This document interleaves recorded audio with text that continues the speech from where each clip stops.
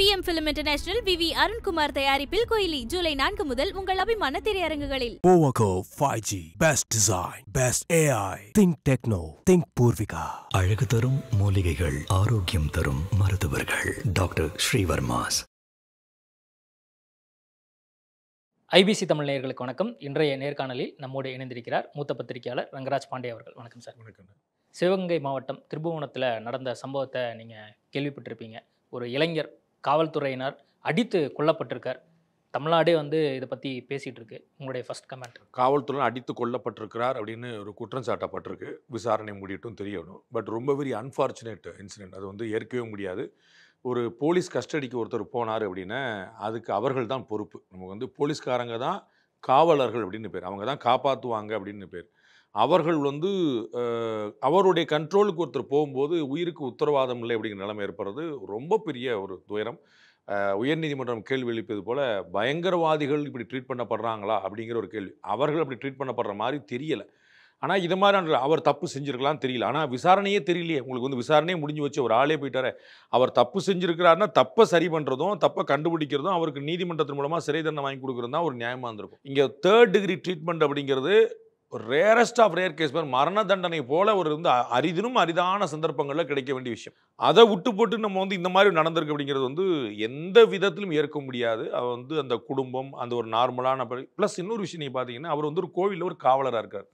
நார்மலாக ஒரு common psychology நீங்கள் பார்த்தீங்கன்னா NCCயில் இருக்கிறவங்க, NSSல இருக்கிறவங்க, ஸ்கவுட்டில் இருக்கிறவங்க, போலீஸில் இருக்கிறவங்க, எக்ஸர்வீஸ்மேனாக இருக்கிறவங்க, சர்வீஸில் இருக்கிறவங்க, வாட்ச்மேனாக இருக்கிறவங்க, இது மாதிரியான அந்த யூனிஃபார்மில் இருக்கிறவங்க எல்லாருமே கம்பேரிட்டிவில் இந்த மாதிரி ஒரு பஞ்சாயத்துக்கு போக மாட்டாங்க. நார்மலாக நீ எல்லா இடத்துலையும் ஒரு திருடே இருப்பான், அது வேறு விஷயம். நம்ம ஒரு உதாரணம் எடுக்கலாம். மோஸ்ட்லி பார்த்தீங்கன்னா ஆவரேஜ் நம்மளை மாதிரி காமன் மேனில் ஒரு தப்பு செய்கிறவன் அப்படின்னு ஒரு ரேஷியோ பிடிச்சிங்கன்னா அது 10க்கு 1ன்னு பார்த்தீங்கன்னா இது மாதிரி காவலர்களாக வாட்ச்மேனாக இருக்கிறவங்க பார்த்தீங்கன்னா 50க்கு 1 30க்கு 1 தான் இருக்கும். ஏன்னா அவங்க அதுக்கு தான் வர்றாங்களே. இப்போ நீங்கள் ஒரு வாட்ச்மேன் ATMல இருப்பார். அவருக்கு தெரியும் உள்ள காசு இருக்குது அப்படின்னு. அவருக்கு தெரியும் எப்போ கூட்டம் வராதுன்னு. உங்களுக்கு எப்போ அவங்களுக்கு நைட் டியூட்டியில் இருப்பார். எப்போ ஆள் வர 2 to 3 நம்ம ஆள் வரப்பான்னு அவர். ஆனால் நீங்கள் பாருங்கள் வாட்ச்மேன் கொள்ளையடிச்ச ஒரு வரலாறு தமிழ்நாட்டில் இந்தியாவில் நீங்கள் பார்க்க முடியாது. பேசிக்கலாகவே அவங்களுக்கு பாதுகாக்கிறது என்னுடைய வேலைன்னு இருக்கும். அப்போ இந்த கோவிலில் ஒரு பாதுகாப்பு ஊழியராக இருந்தவருக்கு இப்படி ஒரு மைண்ட் செட் இருக்கிறதுக்கான சந்தர்ப்பம் கம்மி. இன்சிடென்டலாக சந்தர்ப்ப சூழ்நிலையில் அவருக்கு எதிராக இருந்திருக்கு. அவர் வண்டி எடுத்திருக்காரு, போயிருக்காரு, இந்த இது காணும். அந்த நகை அவங்க வீட்டில் வச்சுட்டு வந்திருக்கலாம். அந்த நகையை இவர் எடுத்து வந்திருக்கலாம். அந்த நகை கீழே விழுந்திருக்கலாம். அந்த நகையை இவரை காட்டி போன இன்னொருத்தர் எடுத்து போயிருக்கலாம். என்னன்னாலும் நடந்திருக்கலாம். ஆனால் அவர் ஆள் இருந்தால் தானே தெரியும். என்னுடைய மனதில் என்கவுண்டரே சரியில்லைன்னு நினைக்கிறவன். உங்களுக்கு புரியுங்களா? என்கவுண்டரே சரியில்லை, நீதிமன்றம்னு ஒரு வழி இருக்கும்போது நியாயம்லாம் நினைக்கிறவன். அப்போ இதை ஒருபோதும் ஏற்க முடியாது. ஆனால் இன்னொரு முக்கியமான விஷயம், என்கவுண்டருக்கு இந்தியா முழுக்க பொதுமக்கள்கிட்ட ஒரு எதிர்ப்பும் எழாது. ஏன்? செத்தவன் ஏதோ ஒரு ஹிஸ்ட்ரி ஷீட்டாக தான் இருப்பான். அவன் ஏதோ ஒரு கொலை கற்பழிப்பு அவளை செஞ்சுக்கிட்டே இருந்திருப்பான். அவனை போட்டாங்க ரைட்டு பாடு பேசாமல் எந்த. ஆனால் இதில் பாருங்கள் பப்ளிக் அவுட்க்ரை எப்படி இருக்குது பாருங்கள். திமுகவுடைய கூட்டணி கட்சிகளே பேச வேண்டிய நிலைமைக்கு வந்துருந்துச்சு. இதில் ஏற்க முடியாதுங்கன்னு திரு ஜவாஹர்லால் சொல்கிறாரு, திருமாவளவன் சொல்கிறாரு, எல்லாருமே சொல்கிறாங்க. அப்போ இது ஒரு சஸ்பீசியஸ், அவ்வளோதான். அப்போ சந்தேகம் அப்படிங்கிறது மரணத்தை கொண்டு போய் நிப்பாட்டும் அப்படின்னா அது நியாயமற்ற விஷயம். அதுக்கு காவல்துறையினர் கட்டாயமாக பொறுப்பெடுக்கணும். ஒரு எக்ஸ்கியூஸ் அவங்க சொல்லவே முடியாது. இந்த விவகாரம் தொடர்பாக ஆரம்பத்திலேருந்தே காவல்துறை போக்குங்கிறது சரியா இல்லை. FIR பதிவு பண்ணப்படல. அதுவும் இல்லாமல் அடிச்சிருக்காங்க. அவர் நகை திருட்டு விஷயத்துக்கு அதுவும் CCTV கேமரா உள்ளே இருக்குன்னு தெரிஞ்சுட்டு நீங்கள் வெளியே கூப்பிட்டு போய் அடிச்சிருக்கீங்களா அப்படின்னு சொல்லி நீதிமன்றம் கூட நம்ம ஒரு ஃபுட்டேஜ் ஒன்று பார்த்தோம். அது அங்கேருந்து வந்ததுதானு வெரிஃபை பண்ணணும். பட் அடிக்கிறது தாக்குறது நீதிமன்றத்தில் அவங்க காட்டுன்னு தான் சொல்கிறாங்க. அதில் வெளியே வச்சு இந்த மாதிரி அடிச்சிருக்காங்க. நம்ம 3rd degree ட்ரீட்மெண்ட் எப்பயுமே ஏற்க முடியாது. அதுபோல் இது மாதிரி விஷயங்களில் கறக்கிறதுக்கு ரொம்ப எளிமையான டாக்டிக்ஸ். இது பெரிய வித்து கிடையாது. நம்ம ஒரு சந்தர்ப்பம் அப்படி அமைஞ்சது. வண்டி அவர் எடுத்துகிட்டு போனார். அவர் கொஞ்சம் நேரம் வண்டியை ஓட்டியிருக்கிறாரு. அப்போ அந்த வண்டிக்கு பின்னாடி இருந்துன்னு சொல்கிறாங்க. இதை ரொம்ப அழகாக ஹேண்டில் பண்ணிட முடியும். பிறகு CCTV ஃபுட்டேஜ் இருக்கா, முன்னாடி இருக்கான்னு. இதை அடித்து தான் பண்ணுங்கிற அவசியம். சில பேரை நீங்கள் அடிக்க வேண்டி இருக்குங்க. அதை நான் பிளைண்டாக காவல்துறை குற்றம் சாட்டுறவன் இல்லை. அது முதல்ல நீ தெரிஞ்சுக்கணும். அப்போ சில சமயம் அடிக்க வேண்டி இருக்குங்கிற நிதர்சனத்தை நான் புரிஞ்சுக்கிறேன். நீங்கள் சில இடத்துல கறக்க முடியாது. நீ ரொம்ப முன்னாடி இதுதான்டா போலீஸ்னு ஒரு படம், ராஜசேகர் அவர்களுடைய படம், அதில் ரொம்ப தெளிவாக இருப்பாங்க. நீதிபதிகள்லாம் பயங்கரமாக கேள்வி இருப்பாங்க. அப்படி நீதிபதி வீட்டிலே திருட்டு போயிடும். அப்புறம் அவர் பேசாமல் வந்துருப்பாரு. நாங்கள் பிரியாணிலாம் வாங்கி கொடுத்தாங்க சொல்ல மாட்டேன்னா அடிச்சு கேட்டால் தானங்க சொல்லணும். இதை தானங்க நாங்கள் செஞ்சோமாங்க. ஸோ சில இடங்களில் நீங்கள் 3rd degree ட்ரீட்மெண்ட் பயன்படுத்த வேண்டி இருக்கும். அந்த உண்மையை நான் புரிஞ்சுக்கிறேன். ஆனால் அதோடைய ரேஷியோ உங்களுக்கு புரியல. 3rd degree இதை சொல்கிறாங்கல்ல, எங்கே யார்கிட்ட நீங்கள் பார்க்கணும். ஒரு கொலை பண்ணுறவங்க, ஒரு கொள்ளையடிக்கிறவங்க, பாலியல் வன்முறையில் ஈடுபடுறவங்க தொடர்பு அவங்களுக்குலாம் ஒரு மாவு கட்டு போட்டிங்கன்னு என்ன, அதை அடித்தது தானே. நம்ம பார்த்துருக்கோம்ல, நீங்கள் வந்து பாலிமர் டிவிலாம் போடுவாங்களே, மாவு கட்டு போட்டாங்க, அது என்னது, கையில் தொட்டில் போட்டாங்க, பாத்ரூமில் வலிக்கி விழுந்தார், அது என்னன்னு எல்லாருக்குமே தெரியும். சொல்ல போறீங்களா? பாத்ரூமில் விழுந்தாரா, வேற எப்படி விழுந்தாரா, கையில் எப்படி கட்டு விழுந்துச்சு, கால் விழுந்துச்சு, கரெக்டாக இடது காலையும் வலது கையிலையும் எப்படி கட்டு, இது எல்லாமே நமக்கு தெரியும். ஒரு என்கவுண்டர் நடக்கும், கட்டாயமாக 2 போலீஸ்காரங்க ஆஸ்பத்திரியில் கட்டோட படுத்துருப்பாங்க, எல்லாமே தெரியும். யாரா நம்ம சந்தேகப்பட்டோமா, யாரா விமர்சனமா, இப்படி ஒரு பேட்டி பண்ணோமா? அப்போ தொடர் குற்றங்களில் ஈடுபடக்கூடியவர்களுக்கான ட்ரீட்மெண்ட் வேற, அதை உலகம் புரிந்து கொள்கிறது. பல்பீர் சிங் அவர்கள் வந்து பள்ளப்படுங்கினார்னு பிரச்சனை வந்துச்சா, அவரை டிரான்ஸ்ஃபர் பண்ணி சஸ்பெண்ட் பண்ணும்போது மக்கள் கொந்தளிச்சாங்க. அம்பை மக்கள் போய் அம்பாசமுத்திர மக்கள் வந்து எப்படிங்க அவரை மாற்றுவீங்க, ஏன் அவர் வந்து 3rd டிகிரி ட்ரீட்மெண்ட் கொடுத்தாருங்க, அதுதான் குற்றச்சாட்டு. ஆனால் யாராங்கிற கேள்வி வருது. அவர் நல்லவனை அப்பாவி குப்பனை சுப்பனை பண்ணலையே. இந்த குற்றச்செயல்களை தொடர்ந்து ஈடுபடக்கூடியவங்க ஹிஸ்ட்ரி ஷீட்டை பிடிச்சார், அவங்களுக்கு ஒரு பயம், டெட்டரண்ட் அப்படின்னு வார்த்தை பயன்படுத்துறாங்க, அவர்கள் பயத்தை ஏற்படுத்தும். அப்போ இதை மாதிரி முன்னாடி ஒரு குற்றச்சாட்டு இல்லாத ஒருத்தன், கோவிலில் பணிபுரிய கொடுத்தேன், பாதுகாவலாம் வேலை பார்க்குற ஒருத்தன், இப்போ தான் நடந்திருக்கு. அவனை 2-3 நாள் வர சொன்னாலே உண்மை தெரிஞ்சிடும். வேறு ஒன்றும் இல்லை, நீங்கள் அவங்களை அனுப்பி விட்டுட்டு அந்த நகை எழுந்தவங்களை அனுப்பிவிட்டு நான் ஃபாலோ பண்ணுறேங்கன்னு சொல்லிட்டு 2-3 நாள் விசாரித்து அவன் ஆட்டோமேட்டிக் அவன் ஆக்டிவிட்டிலே தெரிஞ்சிடும். குஷி மூடில் இருப்பான், 4 சரக்கு அடிக்க போவான், 4 பேர்கிட்ட உளருவான், சாதாரணமாக கண்டுபிடிச்சி. இதுக்கு வந்து இதை கண்டுபிடிக்கிறதுக்கு நிறைய வேறு வாய்ப்புகள் இருந்திருக்குன்னு. என்ன காரணம் தெரியல. திரு நயினார் நாகேந்திரன் பாஜகவுடைய தலைவர் சொல்கிறாரு, செக்ரட்டரியேட்லேருந்து ஏதோ ஃபோன் வந்துச்சாம்ல. இந்த மாதிரியான விஷயங்கள் தான் சந்தேகத்தை ஏற்படுது. இப்போ பார்த்தீங்கன்னா 5 போலீஸ்காரங்க வந்து சஸ்பெண்ட் பண்ணப்பட்டாங்க, கைது பண்ணப்பட்டாங்க, புரிஞ்சுக்கிறோம். ஸ்டேஷனில் இருந்தாங்க, அடிச்சாங்க வச்சாங்க. டிஎஸ்பி மேல் ஆக்ஷனு, எஸ்பி மேல் ஆக்ஷன், என்ன பிரச்சனை? அப்போ இவர்கள் வந்து இந்த நகை திருட்டுக்கு இவ்வளோ அடிச்சிருக்காங்கன்னு ஏதாவது ப்ரெஷர் வந்துச்சாங்கிற கேள்வி. அப்படின்னா யார்கிட்ட வந்துச்சுங்கிற கேள்வி. எஸ்பி வந்து ப்ரெஷர் பண்ணியிருந்தாரு அப்படின்னா அவர் நகை கிடையாது, அவர் தமிழ்காரரே கிடையாது. அப்போ எஸ்பிக்கு ப்ரெஷர் பண்ணது யார்? எஸ்பி இப்போ பார்த்தீங்கன்னா அவங்க வந்து இவ்வளோ வேகமாக அந்த ஆக்ஷன் எடுக்கிறாங்க, எஃப்ஐஆர் ஃபைல் பண்ணுறதுக்கு முன்னாடி எடுக்கிறாங்க அப்படின்னா எதுக்காக இருந்திருப்பாங்க? மேலதிகாரிட்டு வந்துருக்கும். அப்போ மேலதிகாரிக்கு பணிறது கீழதிகாரியோட வேலையா இல்லையா? உங்களுக்கு புரியுங்களா? உங்களுடைய மேனேஜர் உங்களுடைய எம்டி ஒரு இன்ஸ்ட்ரக்ஷன் சொன்ன பிறகு உங்களுக்கு 2 வாய்ப்பு தான் இருக்குது. ஒன்று கேட்கறது, இல்லாட்டி வேலையை விட்டு போகிறது. கேட்க முடியாதுன்னு சொல்ல முடியுமா? உங்களுக்கு புரியுங்களா? அப்போ ஒரு காவல்துறையில் டிசிப்ளினுக்கு உள்ள இடங்க, அந்த இடத்துல அந்த அதிகாரி என்ன செய்யணும்? ஒன்று ஒபே பண்ணும். ஒரு பேர் யாரோ எஸ்பியான்னு தெரியாது, யார் ப்ரெஷர் பண்ணால் எனக்கு தெரியாது. திரு நயினார் அந்த கேள்வி எழுப்புறாரு.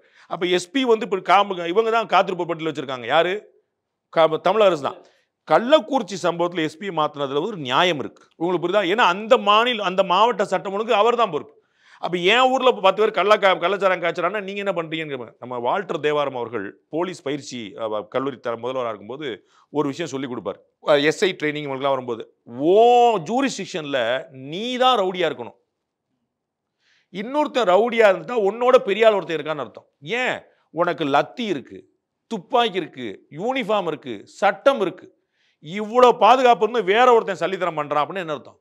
அப்போ நீ தான் அவனுக்கு மேலே இருந்துடும், அவனை உன்னை கண்டு பயப்படணும். ஐயோ பயங்கரமான ஆள் வந்துட்டார், அப்போ நீ தான் தாதா, நீ தான் ரவுடி, அந்த இடம் இருக்கணும். அப்போ nobody should superior then you. Police officer தான் சுப்பீரியர் ஆகணும். அவனை கண்டா ஓடுறவனா தான் ரவுடி இருக்கணும். இதுதானே உங்களுக்கு கணக்கு. அப்போ போலீஸ்காரங்க வந்து மேலதிகாரி ஒருத்தர் சொல்லியிருக்கிறாரு, மேலதிகாரி வந்து கீழே, அவனுக்கு என்ன வாய்ப்பு இருந்துச்சு? உங்களுக்கு புரியுங்களா? இதுதான் வந்து யோசிக்க வேண்டியது. அப்போ மேலெடுத்து ப்ரெஷர் இருந்துச்சா? இப்போ ராவத்துக்கு ஏதாவது ஒரு கணக்கு இருக்கும்னு நீங்கள் எதிர்பார்த்துருக்க முடியாது. அவருக்கு இந்த பக்கம் ஊரில் சம்மந்தமே இல்லாத. அப்போ அவருக்கு யார் சொன்னா? இதான நீங்கள் சட்டம் ஒழுங்குக்கு அவர் பொறுப்பு. அவங்க அந்த கள்ளக்குறிச்சி எஸ்பியை மாற்றினீங்க, புரிந்து கொள்ளக்கூடியது. இங்கே அவர் எப்படி வர்றாரு? எவனோ ஒருத்தர் போலீஸ் அந்த மாவட்ட திருபுவனத்தில் பற்றி சுற்றி பார்த்தீங்கன்னா 150 போலீஸ் ஸ்டேஷன் இருக்கும். 150 போலீஸ் ஸ்டேஷன் அன்றாட வரக்கூடிய புகார் இவர் எப்படி பார்ப்பாரு? அப்புறம் ஏன் சஸ்பெண்ட் பண்ணீங்க? ஏன் அவர் காத்திருப்போர் பட்டியல் வச்சிங்க? அப்போ அவர் ப்ரெஷருக்கு உள்ளானாரா? அவர் தான் இன்ஸ்ட்ரக்ஷன் கொடுத்தாரு, அவர் இன்ஸ்ட்ரக்ஷன் கொடுத்துக்கலாம். அப்போ அவருக்கு இன்ஸ்ட்ரக்ஷன் கொடுத்தது அவருக்கு எப்படி இந்த கேஸ் தெரியும்? நயினார் நாகேந்திரன் கேள்வி எழுப்புறது ஒரு சந்தேகத்தை கூட எழுப்பியிருக்கு. அப்போ செக்ரட்டரியேட்லேருந்து வந்தனால தான் ஒரு தனிப்படை அமைச்சு ஒரு 6 பேர் சேர்ந்து இவரை வந்து சித்திரவதை பண்ணியிருக்காங்க அப்படிங்கிற ஒரு கேள்வியும் சந்தேகம் விசாரிக்கணும். அதை விசாரிக்கணும். தேசிய மனித உரிமை ஆணையத்துக்கு ஒரு புகார் சொல்லியிருக்காரு. எதிர்க்கட்சி தலைவர் திரு எடப்பாடி பழனிசாமி ஒரு கடுமையான கண்டனங்களை தெரிவிச்சிருக்காரு. ஆர்ப்பாட்டம் பண்றதுக்கான திட்டத்தோடு இருக்காங்க. எல்லா கட்சியிலும் கூட்டணி கட்சியிலே பேசிச்சு போய் எதிர்க்கட்சிகள் சொல்ற பத்தி ஒன்றும் சொல்ல முடியல. அதிமுக அதை பெருசா கையில் எடுத்திருக்கு, பாஜக தொடர்ந்து கையில் எடுத்திருக்கு, எல்லாம் எடுத்திருக்காங்க. அப்ப நமக்கு தெரிய வேண்டியது என்ன? எதிர்க்கட்சிகளுடைய விமர்சனங்கள் இல்ல, என்ன நடந்துச்சு? நீங்க தானே எஸ்பி வந்து காத்திருப்போர் பள்ளி வச்சிருக்கீங்க, ஏன் வச்சிருக்கீங்கன்னு கேட்குறேன். எஸ்பி எப்படி பொறுப்பாக? நான் வந்து ஒரு போலீஸ் சைட்ல இருந்து யோசிக்கிறேன். எஸ்பி எப்படி பொறுப்பாக முடியுன்ற? ஒரு மாவட்டத்தில் 150 போலீஸ் ஸ்டேஷன் இருக்கும். 150 போலீஸ் ஒவ்வொரு கம்ப்ளைண்ட் ஒருத்தர் பார்த்துட்டு இருக்க முடியுமா? இது வந்து மேலே கூட வரல, அது அன்னைக்கே முடிஞ்சு போன ஒரு பிரச்சனை. எப்படி அவருக்கு தெரியும்? நான் எஸ்பி ரிப்போர்ட்டர், எஸ்பின்னு ஒருத்தர் இருப்பார், எஸ்பி ஆஃபீஸர்னு ஒருத்தர் இருப்பார், ஸ்பெஷல் பிரான்ச் இருப்பாங்க, எல்லாரும் அவங்களே சம்பவத்தை அப்புறம் தான் நடந்து முடிஞ்சா தானே சொல்லுவாங்க. அவங்களுக்கு இப்படி ஒரு ரிப்போர்ட் வந்து போயிருக்கும். அவர் எப்படி என்ன பொறுப்பாக இருப்பார்? திமுக காரங்க நிறைய வந்தாங்க, திமுக காரங்க பேர் நீதிமன்றத்தில் வாதங்கள் வச்சிருக்காங்க. என்ன கணக்கு? இது புரியவே இல்லை. இது எப்படி இது பொலிட்டிசைஸான்னு புரியல. செக்ரட்டரியேட்லேருந்து ஃபோனுன்றாங்க, திமுக வந்து பேரம்பிச்சுட்டாங்க. இதெல்லாம் ஊடகங்களில் வரக்கூடிய செய்தியும் நீதிமன்றங்களில் வாக்கக்கூடிய வாதங்களும் பெரிய அதிர்ச்சிக்குரியதாக இருக்குது. இது வந்து அந்த காவல்துறை அத்துமீறி செஞ்ச சம்பவம் அப்படின்னு அங்கே முடிஞ்சிருக்க வேண்டியது. அந்த நெட்வொர்க் போகிறத பார்த்தா ஒரே கவலையாக இதுக்கு பின்னாடி வேற ஏதாவது ஒரு பெரிய இடம் வந்து சகவாசம் எதுவும் இருக்குன்னு நினைக்கிறீங்களா? போற போக்க பார்த்தா நிறைய இருக்கலாம். அதாவது விஷயங்கள் பெரிய பெரிய மனிதர்கள் யாராவது இன்ஃப்ளூயன்ஸில் இருக்கக்கூடியவங்க, அதிகாரிகள் அல்லது அரசியல்வாதிகள் யாராவது இருக்கலாம், தெரியாது. விசாரிச்சா தானே தெரியும். நமக்கு வந்து இப்போ சிபிசிஐடி கொடுத்துருக்குறாங்க, சிபிஐ விசாரணை வந்து நம்ம கேட்குறாங்க. அது எதுவாறு விசாரணை நடக்கும். நான் வந்து காவல்துறையை நம்புறேன். இது என்னுடைய பேசிக் நேச்சர். நான் எந்த கேஸ் நடந்தாலும் நான் வந்து சொல்லுவேன். நான் வந்து அந்த 5 பேர் தப்பு பண்ணிட்டாங்கனால 1.5 லட்சம் போலீஸ்காரங்களும் தப்புன்னு சொல்கிற ஆள் நான் கிடையாது. இது வந்து நம்ம வந்து நிதர்சனத்தை புரிஞ்சு அவங்க 5 பேர் தப்புன்னு அந்த 5 பேர் நிற்கணும். இப்போ திமுகவை சேர்ந்த ஒருத்தர் பாலியல் வன்முறை வச்சு செஞ்சுட்டார். அப்போ திமுகங்கிற கட்சியை குற்றம் சொல்லக்கூடாது. அதிமுக சேர்ந்த ஒருத்தர் வந்து கடன் கொடுக்கலன்னு சொல்லி ஒருத்தர் அடிச்சு போட்டார். அப்போ வந்து அதிமுக சேர்ந்தவங்க ரவுடிசம் சொல்லக்கூடாது. அவர் தப்பு பண்ணாரு, ஏடிஎம்கேல இருக்கிறார். இவர் தப்பு பண்ணாரு, காவல்துறையில் இருக்கார். இவ்வளவுதான் நம்ம புரிஞ்சுக்கணும். அப்போ நான் வந்து ஒட்டுமொத்த போலீஸையும் சொல்ல. ஆனால் ஏன் எனக்கு கேள்வி என்னன்னா, 5 police suspension, arrest, okay, understandable. டிஎஸ்பிக்கு பிரச்சனை, கொஞ்சம் டவுட் ஆகுது. எஸ்பி வந்து காத்திருப்போர் பட்டியல், ரொம்ப குழப்பமாயிருச்சு. ஏன்னா எஸ்பி எந்த வகையில் பொறுப்பானார்? அப்போ எஸ்பி தான் இன்ஸ்ட்ரக்ஷன் கொடுத்தாருன்னு இருக்கலாம். அவர் தான் சார் சொன்னார்னு சொல்லலாம். அப்போ அவருக்கு யார் சொன்னார்?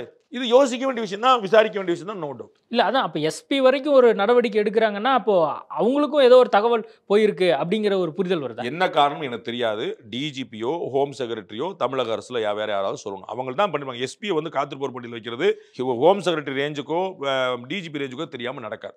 அதில் வந்து ஒரு ஏடிஎஸ்ஐ டிரான்ஸ்ஃபர் வந்து அங்கே எஸ்பியோ டிஐஜியோ ஐஜியோ பண்ணியிருக்கலாம். இது ஒரு எஸ்பி காத்திருப்போர் பட்டியலில் வைக்கப்படுறாருன்னா இந்த 2 பேருடைய நாலேஜ் இல்லாமல் நடக்காது. அப்போ அவங்களுக்கு தான் தெரியும் எதனால் அவங்க காத்திருப்போர் பட்டியலில் வச்சாங்க அப்படின்னு. அப்போ எஸ்பியோட ரோல் என்ன இதில்? எஸ்பிக்கு தமிழ் கனெக்டிவிட்டி இருக்க வாய்ப்பு இல்லை, லோக்கல் கனெக்டிவிட்டி இருக்க வாய்ப்பு இல்லை. அவர் வந்து வடமாநிலத்தை சேர்ந்தவர். அப்போ அவருக்கு ஏதோ இன்ஸ்ட்ரக்ஷன் போயிருக்கும்ல, அவர் இன்ஸ்ட்ரக்ஷன் கொடுத்துருக்கலாம். கொடுத்தாருன்னு நான் சொல்ல, எனக்கு தெரியாது. விசாரணைக்கு பிறகு தான் வரணும், நான் ரொம்ப உறுதியாக நிற்கிறேன்.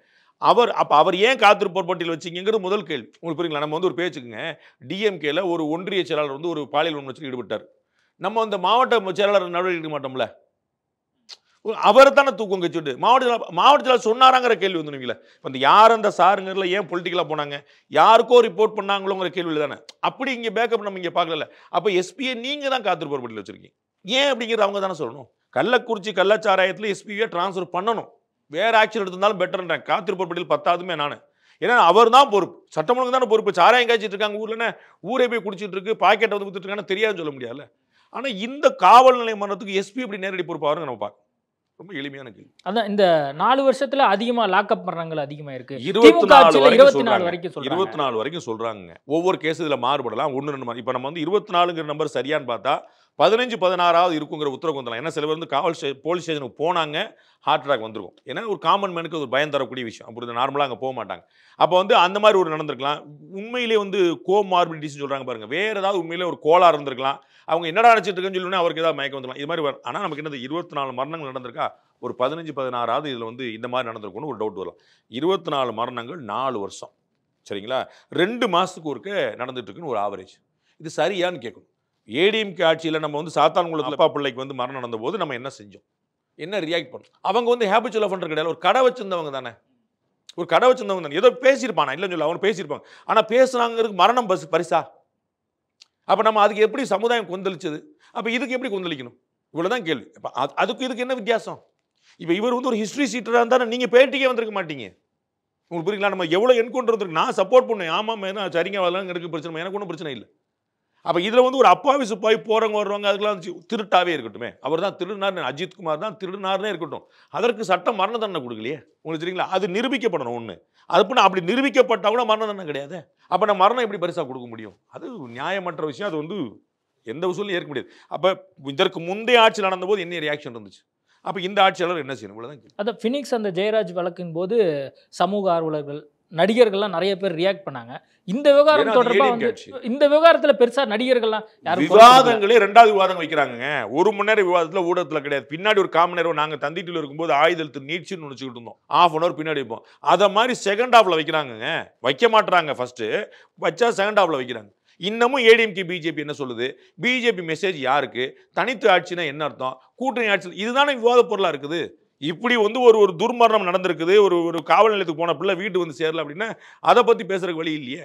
அது என்ன செய்யுது? ஊடகங்கள் பேசல, எப்படி கட்சிகள் பேசுவாங்க? இல்லை, என்ன பிரச்சனை, என்ன சிக்கலாக இருக்கும் அவங்களுக்கு? சார், ஊடகமே அப்படிதான் இருக்கு, கட்சிகள் பூரா அப்படிதான் இருக்கு. அவங்க எல்லாம் வந்து தோழமை சுற்றத்தோடு நிறுத்திக்கணும் பார்க்குறாங்க, இதெல்லாம் பேசக்கூடாதுன்னு பார்க்குறாங்க. அதனால் ஒரு நம்ம வந்து ஒரு படத்தில் ஈயம் பூசுன மாதிரி இருக்கணும், பூசாத மாதிரி இருக்கணுமாங்களே, ஒரு பதிவு பண்ணிட்டோம் சொல்லிட்டோம் அப்படிங்கிறத போயிட்டாங்க. இது இது வந்து ஏற்கக்கூடிய மரணமா? ஒரு sir every half an hour ஒருத்தன் உயிரிழந்துட்டு இருப்பான் சார். அது வந்து நடந்துகிட்டு இருக்கும். அது வந்து விபத்தில் தற்கொலையில் வேற உடம்பு முடியாமல் ஓடிட்டு இருக்கும். ஆனால் இது துர்மரணம் நம்ம சொல்கிறோம். நம்ம வந்து 241 பேர் வந்து அகமதாபாத்தில் இருந்து நம்ம ஏன் கவலைப்பட்டோம்?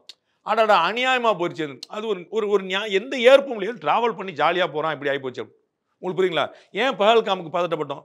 ஏன்னா ஊர் சுத்த போனேன் செத்து போயிட்டான். அப்போ காலையில் வந்து கோயிலுக்கு வேலைக்கு போயிருக்கான், சாயந்தரம் படமாக இருக்கிறான்னா அந்த குடும்பம் என்ன யோசிக்கும்? உங்களுக்கு புரியுங்களா? அதுதான் இந்த கொதிப்புக்கான காரணம். நடிகர்கள்லாம் யாரும் பெருசா குரல் கொடுக்காததுக்கு என்ன காரணம்? நான் நடிகர்களுங்க, ஊடகங்களுங்க, அரசியல் கட்சிகளுங்க, எதிர்க்கட்சி தவிர ஏடிஎம்கே பிஜேபியும் கொடுக்கக்கூடிய குரலை மற்றவங்க கொடுக்குறாங்க. கட்சியை நீங்க கம்பேர் பண்ணுங்க. இல்ல அதிமுக அறிக்கை விட்டதுக்கு அப்புறம் தான் விவாத மேடையை நடத்துறாங்க. அதைத்தான் நான் சொல்ல வரேன். ஏடிஎம்கே எதிர்க்கட்சி தலைவர் திரு எடப்பாடி பழனிசாமி தன்னுடைய கடமையை செய்கிறார். பாஜக தன்னுடைய கடமையை செய்யுது. அவங்க ரெண்டும் கடுமையாக கொடுக்குறாங்க, மாறி மாறி அடுக்க கொடுக்குறாங்க, போராட்டம் அறிவிக்கிறாங்க, மனித உரிமை ஆணையத்துக்கு அனுப்புறாங்க. அவங்க வந்து ஃபுல்லாக கையில் எடுத்துருக்காங்க. நான் சொல்ல மற்ற கட்சிகள் யாராவது பேசுறாங்களான்னு கேட்குறேன். ஆளுக்கு ஒரு அறிக்கை. நான் சொன்ன திருமாவளவன் கண்டிக்கிறாரு, ஜவர் எல்லாரும் அறிக்கை கொடுத்துருங்க. அது ஓகே தானா? அப்படி இஸ்ரேல்ல ஒரு பிரச்சனை நடந்தா இங்க ஆர்ப்பாட்டம் நடக்குது. இஸ்ரேல் பாலஸ்தீன போரை நிறுத்துக அப்படின்னு இங்க ஆர்ப்பாட்டம் நடத்துறாங்க. அமைச்சர் மனோ தங்கராஜ் உத்தரப்பிரதேசல யாருக்கும் மொட்டை அடிச்சாங்களா, சண்டைக்கு வராரு. தமிழ்நாட்டில் ஒரு நடந்திருக்குன்னு யாரா பேசுவாங்களா? இதை ஏற்க முடியாதுன்னு சொல்லுங்க, கண்டிக்க கூட வேண்டாங்க. நீங்க இது நியாயம் இல்லைங்கன்னு சொல்லுங்க. மனோ தங்கராஜ் அமைச்சராக இருக்காரு, செய்ய முடியாது. ஏற்கனவே பதவி போயிட்டு வந்திருக்கு, அவர் செய்ய முடியாது. அண்ணன் திருமாவளவன் பேசலாம்ல, அண்ணன் சண்முகம் பேசலாம்ல, அண்ணன் முத்தரசன் பேசலாம்ல, அண்ணன் மற்ற பெருமக்கள்லாம் பேசலாம்ல. ஏன் ஆளுக்கு ஒரு பக்கம் அறிக்கை? நான் இஸ்ரேல்ல பிரச்சனைக்கு சண்டைக்கு போறீங்க, பேல்காம் பிரச்சனைக்கு பேச மாட்டீங்க. உத்தரப்பிரதேசத்தில் மொட்டை அடிச்சா சண்டைக்கு போறீங்க, தமிழ்நாட்டில் ஒருத்தர் உயிரிழந்தா பேச மாட்டீங்க. அவர்கள் மனசாட்சி தான் அவர்களுக்கு பேசும், வேற யாருமே சொல்ல முடியாது. இந்த பிரச்சனை வந்து இப்போ அரசியலும் ஆக்கப்படுதா அப்படிங்கிற ஒரு கேள்வி ஆபியஸா வரும்ல. ஏன்னா அவங்க என்ன சொல்றாங்க, நீதிமன்றம். நான் சொல்றேன், இப்போ ஏடிஎம்கே காரங்க இது அரசியல் பண்றாங்கன்னு வேறமா வச்சிருக்கேன். அரசியல் கட்சிகள் அதான் பண்ணோம். மறைந்த முதலமைச்சர் அமரர் கலைஞர் சொன்ன போல எதிர்கட்சி வந்து அதுதான் பண்ணுவாங்க, வேற என்ன பண்ணுவாங்க, வந்து அதுதான் பண்ணும், அதுல ஒன்றும் குழப்பம் இல்லை. ஆனா நீதிமன்றத்திலே இது வாதம் வைக்கப்படுதுன்னு சொல்றேன். பேரம் பேசினாங்க, சமரசம் பண்ணாங்க, அப்போ அது என்ன கணக்கு இருக்கு? கட்சியில மேடைகளை பேசுறது நீங்க பொலிட்டிசைஸ் பண்ணலாம். டிஎம்கேக்கு வந்து ஒரு கார்னர் பண்றதுக்கு ஏடிஎம்கே நல்ல வாய்ப்பு கிடைச்சது, பண்ணாங்கன்னு அப்படி வச்சுக்கோங்க. நீதிமன்றத்தில் எப்படி இந்த வக்கீல் எப்படி இந்த வாதத்தை வைப்பாரு? என்ன கணக்கு எனக்கு புரியலையே. திமுக கொடி போட்ட ஒரு கார்ல வந்து அவர் தம்பியை கூட்டு போறாங்கன்னா எதுக்கு வேலை? செய்யறவங்க கொடியவாது கழட்டி வச்சுட்டாமா? அது ஒரு அச்சுறுத்தலை கொடுக்கணுங்கிறக்கா ட்ரை பண்றாங்களா? செய்யறீங்க, அது சொந்தக்காரங்களா இருந்திருக்கலாம், பந்தக்காரங்களா இருந்திருக்கலாம். உங்களுக்கு புரியுங்களா? லோக்கல்ல போலீஸ் ஸ்டேஷன் ஒரு கெட்ட பேர் வேண்டாம்னு நினைச்சிருக்கலாம். ஓகே, அப்ப கொடியை கழட்டிட்டு போகணுங்கிற ஒரு சாதாரண கூறு வேண்டாமா? கொடி போட்டா பண்ணீங்கன்னா நான் பாருங்க டிஎம்கே பின்னாடி நிக்குது, கொஞ்சம் ஜாக்கிரதையா இருக்குன்னு சொல்றக்காவா? எதிர்கட்சிகள் கட்டாயம் பண்ணணும். இது வந்து பதில் சொல்லப்பட வேண்டிய கேள்வி. எதுக்கு வந்து இது அரசியலாக்கப்படுதான்? அரசியலாக்கப்படணும்னு நான் சொல்றேன். அரசியல் கட்சிகள் ஏன் பேச மாட்டாங்கன்னு நான் சொல்றேன். புரியுங்களா? அரசியலாக்கப்படுறதுங்கிற ஒரு பாவமோ குற்றமோ இல்லை. அரசியல் கட்சிகள் கையில் எடுத்தாதான் ஒரு பிரச்சனை வந்து வெளிச்சத்துக்கு வரும். ஊடகங்கள் பேசினா கூட ஊடகங்கள் சொன்னதை அரசியல்வாதிகள் என்டார்ஸ் பண்ணணும், அவர்கள் கையில் எடுக்கணும். ஏன்னா ஊடகங்கள் ஆர்ப்பாட்டம் பண்ண முடியாது, ஊடகங்கள் வந்து வெளிச்சத்துக்கு தான் கொண்டு வர முடியும். ஆனால் ஆக்ஷன் எங்கே இருக்கும்? உங்களுக்கு அது வந்து கட்சிகள் கையில் எடுத்தாதான். இந்த விஷயத்தில் கட்சிகள் கையில் எடுத்துருச்சு, அதுக்கப்புறம் போனா போதும் ஊடகங்கள் ஒரு ஆக்ஷன். அப்போ இது அரசியலாக்கப்பட்டிருக்கா எனக்கு தெரியாது, அரசியலாக்கப்படணும்னு நான் சொல்லுவேன். முதலமைச்சருடைய பதிலை பார்த்துருப்பீங்க, காலையில் நடவடிக்கை எடுக்கப்பட்டிருக்கு, இதுக்கு மேலே என்ன பண்ண முடியும் அப்படிங்கிற மாதிரி அவர் நான் அதை ஏற்கிறேன். நான் வந்து நடவடிக்கை எடுக்கப்பட்டிருக்கு, காவலர்கள் சஸ்பெண்ட் செய்யப்பட்டிருக்கிறாங்க, எஸ்பி வந்து காத்திருப்பு. இந்த சந்தர்ப்பம் ஏன் ஏற்படுதுன்னு நான் கேட்குறேன். ரெண்டு விஷயம் இருக்கணும். ஒன்று, காவலர்கள் பூரா மன அழுத்தத்துக்கு உள்ளாகி எவனை பார்த்தாலும் எரிஞ்சு உள்ள, எவனை பார்த்தாலும் அடிக்கிறங்கிற மைண்ட் செட்டில் போயிருக்கணும். அவங்க வந்து ரௌத்ரமாக இருந்து உள்ளேயே வந்து ஃபயர் எரிஞ்சுக்கிட்டு என்ன பிரச்சனை கிடையாது, எவனா வந்தாலும் கெட்ட வார்த்தை திட்டுவோம், எவனா அடிப்பேன்னு ஒன்று இருந்திருக்கணும். இல்லை ஒரு ப்ரெஷர் இருந்துடும். ரெண்டு தான் இருக்கும். நீங்கள் வந்து ஷிஃப்ட் முறையில் டியூட்டி போடுறேன், வார விடுமுறை கொடுக்குறேன், பிறந்த நாளுக்கு விடுமுறை கொடுக்குறேன்னு இவங்க அறிவித்த இந்த நலத்திட்டங்கள்லாம் நடந்து அதிகமான ஆட்கள் போடுறேன், பணிச்சுமை இல்லாமல் இருக்கிறேன் அப்படின்னு இந்த பந்தோபஸ்து போடுறேன், 8 மணி நேரம் 10 மணி நேரம் யாரோ வர்றாங்க நில்லு அப்படின்னு சொல்லி மாதிரிலாம் இல்லாமல் அவர்களை பீஸ் அண்ட் கூலாக கம்போஸ்டாக வச்சுருந்தாங்கன்னா ஒன்று இந்த பிரச்சனை நடக்காமல் இருந்திருக்கலாம். ரெண்டு, ப்ரெஷர் இருந்தது. அப்போ நான் வந்து இவர் நடந்தது முதலமைச்சர் நடவடிக்கை. ஆமாம், நம்ம வந்து இன்னைக்கு பார்த்தீங்கன்னா சட்டப்படி பார்த்தீங்கன்னா சம்பந்தப்பட்டவர்கள் சஸ்பெண்ட் பண்ணப்படுவாங்க, பண்ணியாச்சு. சம்பந்தப்பட்டவர்கள் கைது செய்யப்படுவாங்க, பண்ணியாச்சு. உயரதிகாரி மேலே நடவடிக்கை எடுத்தாச்சு. காத்திருப்பு பட்டியலில் வந்து ஒரு போலீஸ் ஆஃபீஸரை காத்திருப்பு பட்டியல் அவங்களுக்கு வெயிட்டிங் லிஸ்ட் இருக்கிற மாதிரி ஒரு அவமானம் உங்களுக்கு எதுவுமே கிடையாது. சஸ்பென்ஷன் மாதிரி தான். எந்த நாளை காலையில் செய்யறதுக்கு எந்த வேலையும் கிடையாது. உங்களுக்கு புரியுங்களா? அது வந்து நாளை காலையில் எந்த வேலையும் கிடைக்கும்போது ஒரு அவமானம் தான். அதெல்லாம் எடுத்தாச்சு. நான் கேட்குறது, நோய் நாடி நோய் முதல் நாடி. எதனால இந்த பிரச்சனை நடக்குது? ப்ரெஷராக இருந்தால் இது மேலே இந்த நெட்வொர்க்னு அதுக்கு மேலே போகணும். நான் கேரண்டியாக சொல்லுவேன், எஸ்பி வந்து இது இனிஷியேட் பண்ணியிருக்க முடியாது. ஏன்னா அவருக்கு லோக்கல் கனெக்ட் எதுவும் தெரியல நமக்கு, புரியுங்களா? அப்போ எஸ்பி கிட்ட சொன்னது யாருங்கிற நீங்கள் அந்த திருப்பி நோய் முதல் நாடி போகணும். இல்லை சார் அப்படிலாம் எதுவுமே கிடையாது, ஜென்யூனாக நடந்திருக்கு. அந்த 5 பேர் வந்து பயங்கரமாக நான் புலனாய்வு புள்ளியாக மாறுறேன்னு நினச்சி பண்ணிட்டாங்க, இதுக்கு முன்னாடி பின்னாடி வால் நீளலை அப்படின்னா, அவங்களுக்கு ஏன் இந்த ப்ரெஷர் வந்துச்சுன்னு கேட்கு. அப்போ வந்து மன அழுத்தம் இருக்கணும், இல்லாட்டி புற அழுத்தம் இருக்கணும். ரெண்டில் ஏதாவது ஒன்று தான் இருக்கணும். ஒன்று அவங்க டிப்ரெஸ்டாக இருந்திருப்பாங்க, என்ன எவன் வந்தாலும் உயிரை வாங்குறாங்கடான்னு சொல்லிட்டு. உங்களுக்கு புரியுங்களா? அவங்க வந்து பார்த்தா நம்ம வந்து அந்த வீடியோவில் வந்து பார்த்தீங்கன்னா அவங்க எல்லாம் சிவிலில் தான் இருக்காங்க, யாரும் யூனிஃபார்மில் இல்லை. அவங்க வந்து உள்ளே இருக்க நெட்வொர்க்கில் இருப்பாங்க. அப்போ அவங்களுக்கு ஏன் இந்த அழுத்தம் இருக்குது? எவனை வந்தாலும் உதைக்கிறது, எவன் வந்தாலும் அடிக்கிறது. நம்ம வந்து நிறைய சினிமாக்களில் பார்த்துருக்கோம், நிறைய நிஜ உண்மைகள் நம்ம பார்த்துருக்கோம். அப்போ ஏன் இந்த அழுத்தத்தில் ஆறாங்க? அவங்க போலீஸ்காரங்களை ஏன் வந்து ஒரு ஒரு டீசெண்டான கவர்மெண்ட் ஆஃபீஸராக நம்மளால் மாற்ற முடியல? அவங்களை ஏன் வந்து இந்த மாதிரி அடிதடிக்கு நகர்த்துறோம்? அப்போ அவங்களுக்கு என்ன ஒரு ஒரு ஒரு ஒவ்வொரு நாள் பயிற்சிகள் நடக்குதா? அவங்களுக்கு சைக்காலஜிக்கல் அவங்களுக்கு பயிற்சிகள் நடக்குதா? ஏதாவது தெரியணும்ல. காவல்துறைங்கிறது வந்து நீங்கள் ஒரு ஏவல் துறை அவனை போய் அடி அப்படிப்பட்ட டிபார்ட்மெண்ட் கிடையாதுல்ல. குற்றங்களை தடுக்கக்கூடிய, குற்றங்களை கண்டுபிடிக்கிற எல்லாரும் செஞ்சுருவாங்க சார். இல்லாட்டாலும் நாள் கழிச்சு மாட்டிடுவாங்க. ரொம்ப ரேராக தான் இப்போ ராமஜெயம் கொலை வழக்கு, நெல்லை காங்கிரஸ் மாடு, ரொம்ப ரேரான ஒரு மொத்தமாக ஒரு 10-12 கேஸில் தான் வந்து இன்னைக்கு வரைக்கும் ஒரு பிடிபடாமல் தெரியும். 90% கேஸில் மாட்டிடுவாங்க. 2 வருஷத்தில், 2 மாதத்தில், 10 நாளில். நம்ம இப்போ அண்ணா நகர் அண்ணா பல்கலைக்கழக மாணவர்களுக்கு அவர் அரெஸ்ட் ஆகி போயிட்டார், தண்டனையே வந்துருச்சு. ஸோ 90% மாதிரி நடந்துடும். ஏன் நடக்குன்னாங்க? அப்போ அந்த அண்ணா பல்கலைக்கழக மாணவி பிரச்சனை இல்லை, அரசியல் தைரியம் தான் அவருக்கு இருந்திருக்குன்னு கம்ப்ளைண்ட். இவங்க என்ன சொல்றாங்க? அரசியல் துணிச்சல்ல நான் வந்து யார் யார் கூட நிற்கிறேன் தெரியுமில்லங்கிற துணிச்சல் அவர் செய்கிறார். அதனால தான் அவருக்கு வந்து இவ்வளோ தைரியம் வருது. ஏதோ ஒரு பிள்ளையை போயிட்டு மிரட்டி வச்சு பண்ண முடியும், எப்படி பண்ண முடியும்? அப்போ இந்த துணிச்சல்னால அவர் வந்து காம கூடுறன்னு இல்லை, அப்யூஸ் பண்ணுறார். உங்களுக்கு புரியுங்களா? அவர் வந்து ஹேபிச்சுவலாக பண்ணுறா, அது பண்ணல. அவர் என்ன செய்றாருன்னா, எனக்கு ஒரு அதிகார திமிர் இருக்கு, நான் யார் தெரியுமில்ல அப்படின்னு ஒரு போகிற பிள்ளையை போட்டு இங்கே வா அப்படின்னு சொல்றாரு. அந்த மாதிரி கணக்கா நீங்கள் கேள்வி வரும். எதனால இந்த நடக்கணும்ல? அப்ப இவர்கள் அந்த அழுத்தத்துல இருந்தாங்களா, இல்ல புற அழுத்தமா தான் வந்துச்சு? யோசிக்க. அதான் எதிர்க்கட்சிகள் குறிப்பா என்ன குற்றச்சாட்டுறாங்கன்னா, முதலமைச்சர் கட்டுப்பாட்டிலே காவல்துறை இல்லைங்கிறத தொடர்ந்து எடப்பாடி பழனிசாமி அறிக்கை வாயிலாக சொல்றாரு, பொதுவெளியில வரத்தான் செய்யும். அப்படி குற்றச்சாட்டு வரத்தான் செய்யும். இதே தமிழக முதலமைச்சர் தூத்துக்குடி கலவரத்தின் போது முன்னாள் முதலமைச்சராக கூடிய இந்நாள் எதிர்க்கட்சியில் என்ன சொன்னாரு? உங்களை மாதிரி நான் ஒன்று டிவி பார்த்து தெரிஞ்சுக்கலாம்னு சொன்னார். அப்ப அது ஒரு குறையா நினைக்கிறீங்கல்ல? அப்ப நம்ம அதுக்கு குறை இல்லாமல் இருக்கணும்ல? ஏன் இதுக்கு நேரடியாக வருது அப்படின்னா, சட்டம் ஒழுங்கு முதலமைச்சர் கையில் இருக்குது. இப்போ கள்ளக்குறிச்சி கலாச்சார வழக்கில் அவங்கள தான் எல்லாம் குற்றம் சாட்டினாங்க. இப்போ இதுக்கு ஏன் குற்றம்? இதே கணக்கு தான். மணிப்பூருக்கு போனாங்களா, பெஹல்காமுக்கு போனாங்களான்னு பிரதமரை பார்த்து கேட்குறாங்க. கள்ளக்குறிச்சிக்கு முதலமைச்சர் போலையே. அப்போ உங்களுக்கு புரியுங்களா? அப்போ வந்து அவங்க ஆட்டோமேட்டிக் ஏன் கள்ளக்குறிச்சி கேட்குறாங்க, முதலமைச்சர் ஏன் கேட்கணும்? எல்லாத்துக்கும் போய் நிற்க வேண்டியது இல்லை. ஐம் கிளியர் போட்டு முதலமைச்சர் எல்லாத்துக்கும் நிற்கிறேன். அப்போ மற்ற அமைச்சர் என்ன தான் பண்ணுவாங்கன்னு நான் உடன்படுறேன். ஆனால் அவர் டிபார்ட்மெண்ட்டுங்க தான் கேள்வி. இப்போ எதிர்க்கட்சி தலைவர் ஏன் இந்த கேள்வி எழுப்புறாரு? இது காவல்துறைங்கிறது அவருடைய கண்ட்ரோலில் இருக்குது. தமிழ்நாட்டை பொறுத்தளவுக்கு உள்துறைக்கு தனி அமைச்சர் கிடையாது. நான் முன்னாடி போலீஸ் மந்திரின்னு இருப்பார், கக்கன் அவர்கள்லாம் அப்படி தான் இருந்தார். இப்போ வந்து எப்பயுமே ஸ்டாண்டர்டாக அவங்க தான் வச்சிருக்காங்க. அது வந்து ஜெயலலிதா அவர்கள் இருந்தாலும் சரி, எடப்பாடி அவர்கள் இருந்தாலும் சரி, வந்து அப்போ அவங்கள தானே கேட்பாங்க. அவர் பொறுப்பா இல்லையாங்கிறப்ப நான் எஸ்பியை பொறுப்பா இல்லையான்னு தெரியாமல் முடிச்சுட்டு இருக்கிறேன். அப்போ முதலமைச்சர் பொறுப்பா இல்லையாங்கிற செகண்டரி, அவர் டிபார்ட்மெண்ட் தானே. அப்போ அது நியாயமா அந்த கேள்வி வரதானே செய்யும். ஒரு அரசாங்கத்தினுடைய பதிலுங்கிறது சரியா இருக்கா? முதலமைச்சர் பதிலோ நான் சொல்லுனேன், அரசாங்கம் எடுத்திருக்கக்கூடிய நடவடிக்கை சரி, நான் அதை ஏற்கிறேன். நான் அதை விமர்சனம் பண்ணுற இடத்துல இல்லை. நான் வந்து எல்லாத்தையுமே ஒரு அரசியல் ஆக்கிட்டு போகணுங்கிற இடத்துல நான் இல்லை. அதை நான் செய்ய மாட்டேன். அரசியல் கட்சியில் அரசியல் செய்யணுங்கிற நான் புரிஞ்சுக்கிறேன். அரசாங்கம் இந்த நடவடிக்கை தான் எடுக்க முடியும், தூக்கில் போட முடியாது. புரியுங்களா? மரண தண்டனை நிரூபணமானா தூக்கில் போட வேண்டியதான். அது வந்து யார் சொன்னா? இப்போ வந்து திட்டமிட்டு கொண்டிருக்கிறாங்க, நடந்தது ஒரு கொலை, அதை செய்தவர்கள் இந்த 5 காவலர்கள் அப்படின்னா சட்டம் சொல்லக்கூடிய நடவடிக்கை. இந்த 5 பேர் விஷயத்துல கூட இன்னைக்கு தர்ணா போராட்டம் அவங்க குடும்பத்தை சேர்ந்தவங்க பண்றாங்க. அதுதான் நான் சொல்றேன். இல்லை, அவங்களுக்கு ஒரு குடும்பங்களை பண்ணத்தானே செய்வாங்க. அதில் நமக்கு என்ன இது உண்மை என்னன்னு தெரியணும்ல. அவர்கள் இந்த குற்றத்துக்கு காரணமாக இருந்தால் அவங்க தண்டிக்கப்படணும்ல. அது எப்படி தடுக்க முடியும்? யாரோ ஒருத்தர் சொன்னாங்கன்னு நம்ம செஞ்சு ஒத்துக்க முடியாது. உங்களுக்கு புரியுங்களா? இப்போ மேலதிகாரி சொன்னார் நான் அடித்தேன், ரைட்டுங்களா? மேலதிகாரி சொன்னார் கிணத்துல குதிப்பீங்களா? மேலதிகாரி சொன்னால் கிணத்துல குதிக்க மாட்டீங்களா? அப்போ நான் செய்ய மாட்டேன்னு சொல்றதுக்கான உரிமை உங்களுக்கு இருக்குல்ல. வேலையை விட்டு போக வேண்டியிருக்கும், சஸ்பென்ஷன் பண்ணுவாங்க, டிரான்ஸ்ஃபர் பண்ணுவாங்க. அதை நீங்கள் ஒருத்தர் உயிர் போனாலும் பரவாயில்ல, எனக்கு வேலை முக்கியம் ஒத்துக்க முடியாது. உங்களுக்கு புரியுங்களா? அப்போ நீங்கள் வந்து எக்ஸ்டர்னல் ப்ரெஷர் இருந்திருந்தா கூட எனக்கு அதிகாரி தான் இதை செய்ய முடியாதுல்ல. அப்போ நடந்தது என்ன? இவர்கள் அடித்ததுனால தான் இறந்தாரா? இவர்கள் தான் காரணமா? அது கட்டாயம் விசாரிக்கப்படணும். அதற்கு வந்து சஸ்பெண்ட் பண்ணிட்டாங்க, கைது பண்ணிட்டாங்க, எஸ்பியை காத்து போடணும். ஸோ இந்த ஆக்ஷன் வந்து சாட்டிஸ்ஃபேக்டரி தான். அதில் வந்து நம்ம வந்து இதுதான் முறை, இவ்வளோ தான் செய்ய முடியும். நீங்கள் வந்து போராடலாம் கண்ண மூடி நீங்கள் என்கவுண்டர் பண்ணிட்டு இருக்க முடியாதுல்ல. அவரவருக்கு குடும்பம் இருக்குல்ல. அப்போ ஒரு முறைப்படியான விசாரணை, அந்த முறைப்படியான விசாரணை அஜித்குமாருக்கு நடக்கலே தானே கவலை. அப்புறம் நீங்கள் வந்து ஒரு முறையற்ற விசாரணை பண்ண முடியாதுல்ல. அஜித்குமாருக்கு ஒரு முறைகேடு நடந்துருச்சு, ஒரு அநியாயம் நடந்துருச்சு, அந்த பிள்ளை வந்து உயிர் இழந்துட்டாருங்கிறதுக்காக நம்ம இன்னொரு முறையற்ற விசாரணை நடத்த சொல்ல முடியாது. அப்போ அரசாங்கம் எடுத்துக்கூடிய நடவடிக்கையை நான் ஏற்கிறேன். என்னுடைய கேள்வி, ஏன் அது நடந்ததுன்னு, யார் அது நடத்தினாங்கிறது உங்களுக்கு வந்துடும். நான் கேட்குறது ஏன் அது நடந்ததுன்னு. போஸ்ட்மார்ட்டம் ரிப்போர்ட் வந்திருக்கு. எஃப்ஐஆர்லையுமே வந்து ஒரு காக்கா வலிப்பு வந்து தான் இறந்துருக்காரு அப்படின்னு வந்து உண்மைக்கு மாறான செய்திகளை வந்து சொல்கிறாங்க. எது உண்மைக்கு மாறுன்னு தெரியாது. காக்கா வலிப்பு இருந்திருக்கலாம். நான் வந்து எப்பயுமே கண்மூடித்தனமாக எல்லா கட்சியும் சொல்லிருச்சு, டிஎம்கே விமர்சிக்கிறதுக்கு நல்ல சந்தர்ப்பம் வந்துருச்சுன்னு நினைக்கிற ஆள் நான் கிடையாது. எல்லாத்தையுமே 6 முறை யோசிக்கணும். அது மணிப்பூர் கலவரமாக இருந்தாலும் 6 முறை யோசிக்கணும், பெஹல்காம் அட்டாக்காக இருந்தாலும் 6 முறை. இதுதான் என்னுடைய பாயிண்ட். அரசியல் கட்சிகள் அவங்க செய்யணும், அதை நான் செய்யணும்னு ஊக்கப்படுத்துகிறேன், எனக்கு அதில் உங்களுக்கு. ஆனால் நான் அதை செஞ்சுட்டு இருக்கிற ஆள் கிடையாது. காக்கா வலிப்பு இருந்திருக்கலாம், போஸ்ட்மார்ட்டம் பொய் நான் ஏன் நினைக்கணும்? காவல்துறை சொன்னது பொய்ன்னு ஏன் நினைக்கணும்? அது விசாரணைக்கு உட்பட்ட சிபிசிஐடி விசாரிச்சு வச்சிருக்காங்க. வேண்டாம் மனித உரிமையான விசாரிக்கட்டும், வேண்டாம் சிபிஐ விசாரிக்கட்டும்.